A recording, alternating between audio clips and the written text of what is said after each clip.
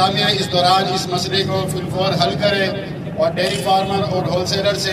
ہمیں یہ جو اضافہ ہوا ہے 1 جولائی سے اس سے ہمیں چھٹکارا دلوائے، ورنہ بصورت دیگر پیر کی صبح سے ہم اس مہنگے دودھ کو خرید کر سستا دودھ خریدنے کی جو ہمیں طاقت ختم ہو چکی ہے، یہ سلسلہ منقطع ہو جائے گا۔